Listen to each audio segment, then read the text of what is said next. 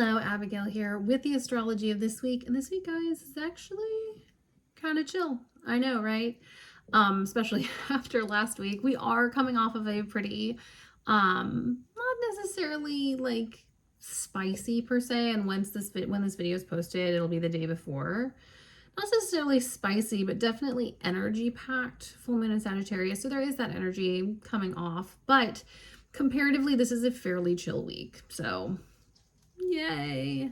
It's also the lead up to the Venus-Jupiter conjunction next week. And so that kind of benefic approach is happening this week. It's also right before next week when Venus goes into Leo and goes into an opposition with Pluto. So it's a bit of a breather between stuff spicing up a bit.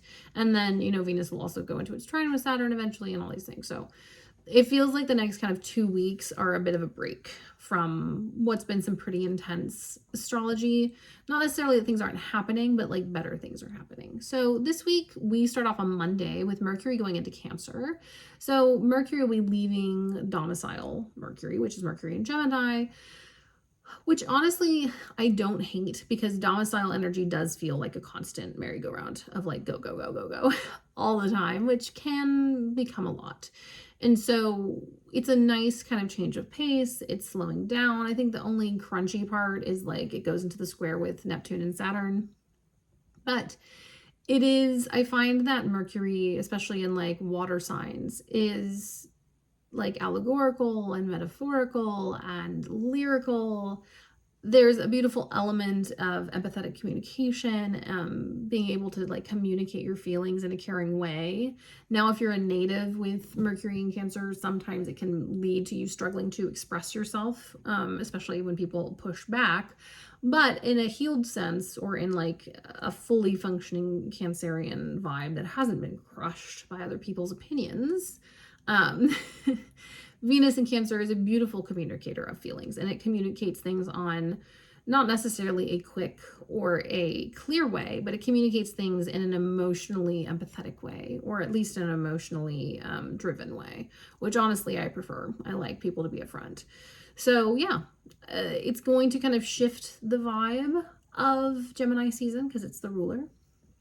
But I think the shift is going to be nice. The shift is going to feel more fluid. I think a lot of the work that people and this kind of came up in the tarot readings that I did for Gemini season. I think that when we get this shift, it definitely kind of frees us up to invite in the universe's handiwork, especially with all of the stuff we kind of did on hyperdrive with Mercury and Gemini. So starting off the week, we get to go into kind of this flowing area if you do arts and crafts, or if you are an artist, or if you love to like communicate in wordless ways, like through music or through acts of like care. This is a great vibe for that. Showing up for people is a beautiful way to honor Mercury Cancer energy. To me, a lot of personal planets in Mercury and Cancer are just a beautiful ability to make people feel at home and to make them feel cared for.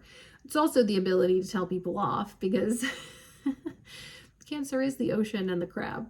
So let's not minimize Cancer down to only its caregiving attributes, but it is a place where emotions take precedent, and I think that will be a nice change. I also think it'll be actually interesting to see how this interacts with Saturn. I think we'll see some people being really honest with their feelings, which will be maybe a lot, but also kind of fun to watch if it's not you. Then on Tuesday, we have the Sun sextile Saturn, and this is an interesting one because it is kind of like the two chaos gremlins of the cosmos, Gemini and Aries, as zodiac signs coming together with the energy of the Sun and the energy of Saturn. The Sun is, neutral in Gemini, basically, and Saturn is in fall. So kind of a bit of a clash.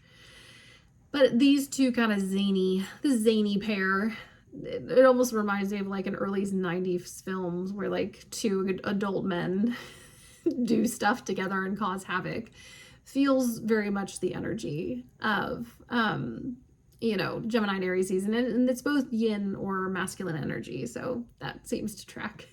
I'm thinking of like Dumb and Dumber, and there were a couple kind of like male duo shows in like the 90s and all through the 90s that this kind of is reminding me of.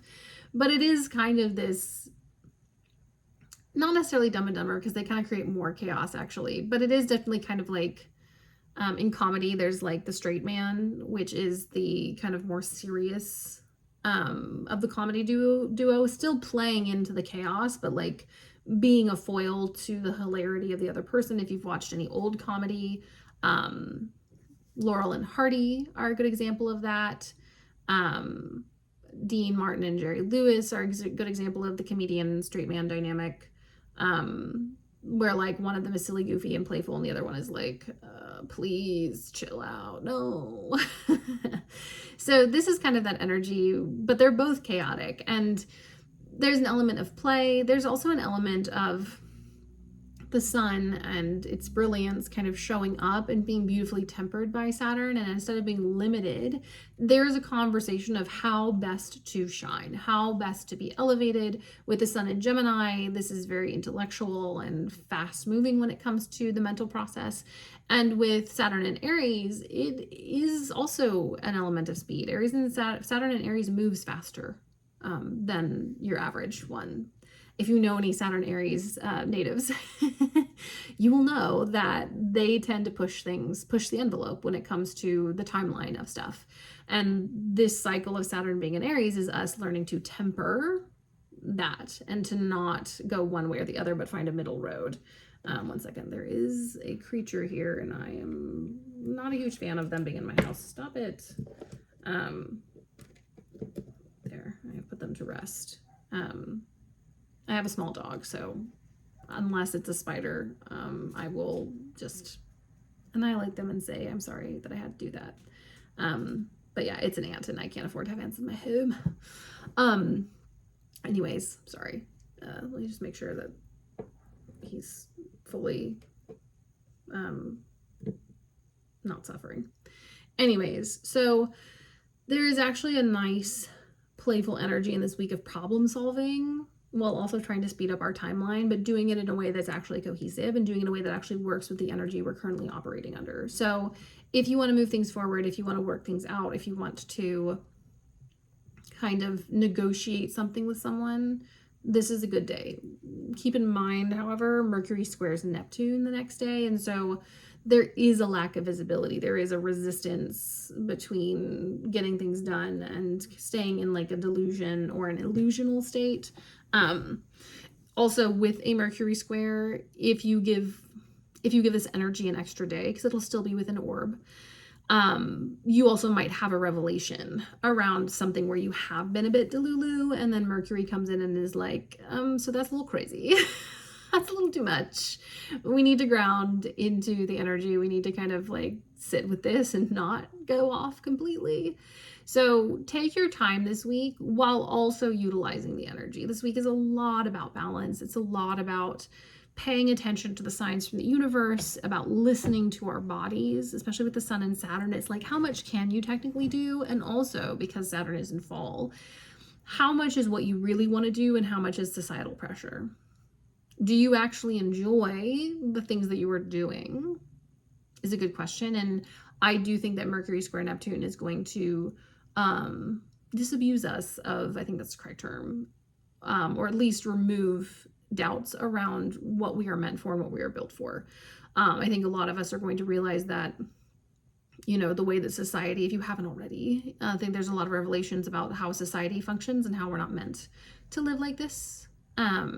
How constant output is going to be a problem. I also think with Mercury square Neptune, if we're thinking mundane astrology, with Mercury square Neptune, there's also a really big energy around AI. And with Neptune in Aries, the fact that it's going to cause and is already causing temperatures to rise, water that was already a scarce resource to run out, and Mercury square it is going to be like, what are we doing? Now with this, you know, energy works differently based on the person. Then there's going to be pushback from the other side, which is like, no, it's wonderful and magical, and why don't we believe rich people? Because obviously all the decisions rich people make have always worked out for not rich people. And so expect to see, if you're online especially, expect to see also bots are a very Mercury square Neptune thing of just like, who's a real person is going to be coming into question.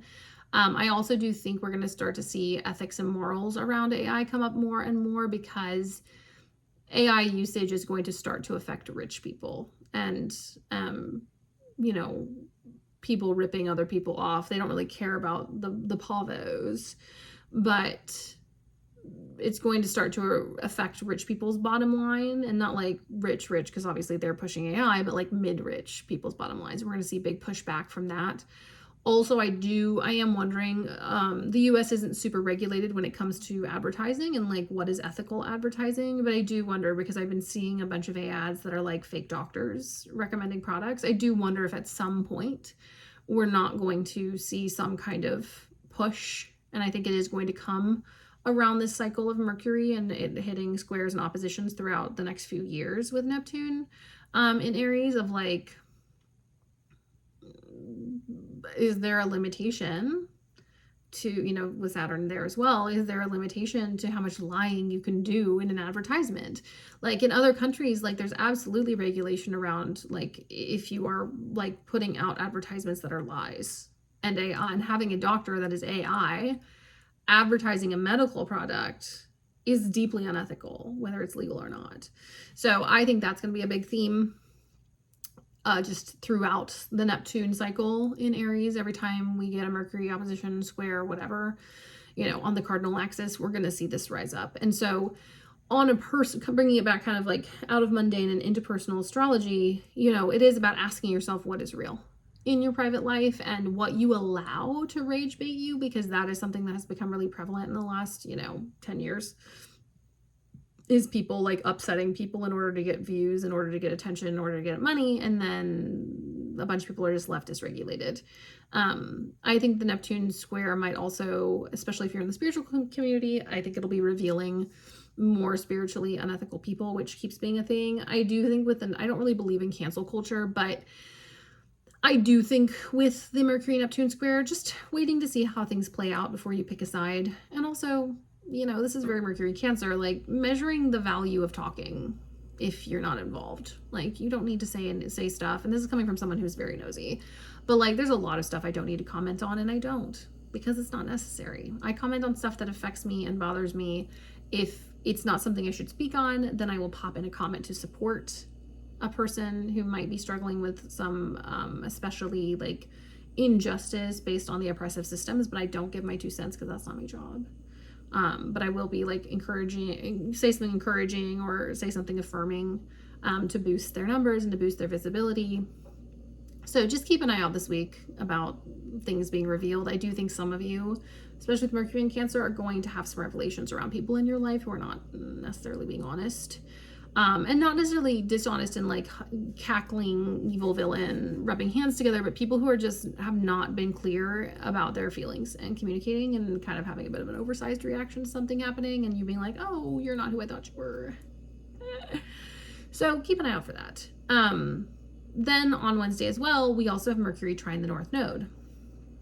So this is also this energy of projection and of where we're headed. Now, where we're headed is always a level of delusion and illusion. So it's not super, super clear, but I do think the things that we do on this day, tempered by the Mercury-Neptune square, can be really productive, because we are getting, painful or not, we are getting energy that is kind of highlighting and showing us the way forward. And especially with that full moon in Sagittarius, very end of last week, definitely, and you can check out the video for that. It'll be posted on Friday, so the day before this video, because that is going to have a lot to say about our limitations and about how our limitations have gotten to us to this point, and how the universe has redirected us using them.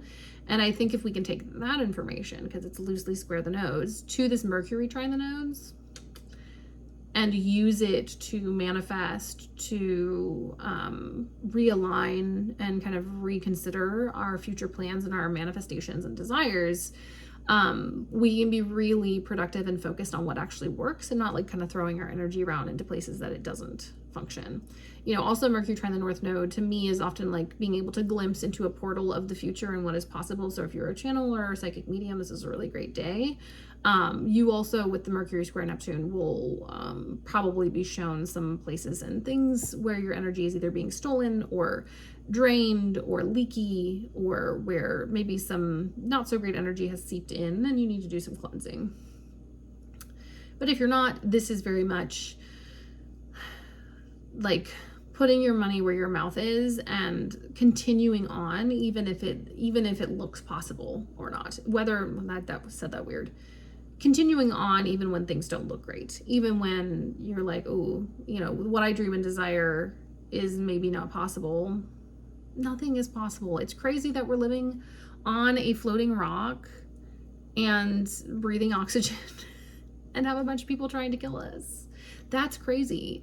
And so be as delusional, right? Like, what can you lose by desiring and believing into something possible besides like disappointment, which we've all experienced before anyways. And if you do get disappointed, we cry about it, we get upset, and then we move on because life's too short. But yeah, this is a week of redirection. It's a week of kind of sitting with our limitations and utilizing them to get things that we want. And also recognizing with Mercury square Neptune and Mercury trine the North Node, what will and will not work in the ways in which maybe we have been, maybe overly optimistic or overly, or like put too much faith in a certain area. And you're like, Abigail, you just said don't be delusional. Yeah, but there's like possible delusion. Like, it's like being like, it's like the difference of being like, I'm manifesting these things into my life.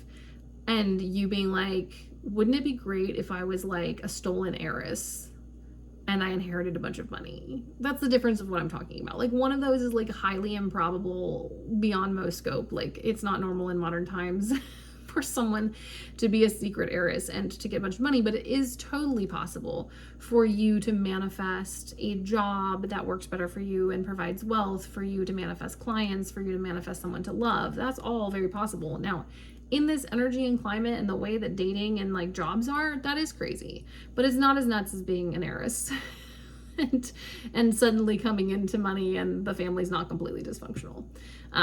Hopefully that made sense. Anyways, I wish you all a wonderful week. Just a reminder that next week we start off on Tuesday with the Jupiter-Venus conjunction. We have a couple squares in between, Venus moves, and then we have that Gemini new moon. So that's quite a spicy week, but we do get like the Venus-Jupiter conjunction is like the best kind of astrological event of this year, considering everything else going on. So just keep that in mind. We're coming into some pretty big shifts in the next few weeks, just kind of since this video is a little shorter than some of my other ones. Just remembering that Venus moves into Leo next week. The week after, Chiron moves into Taurus for the first time. We go into Cancer season. Already Cancer season is crazy. I know it's 2 weeks from now, but still. And then by the end of June, we've got Mars going into Gemini, and I'm pretty sure the nodes shift around the time. Or am I crazy?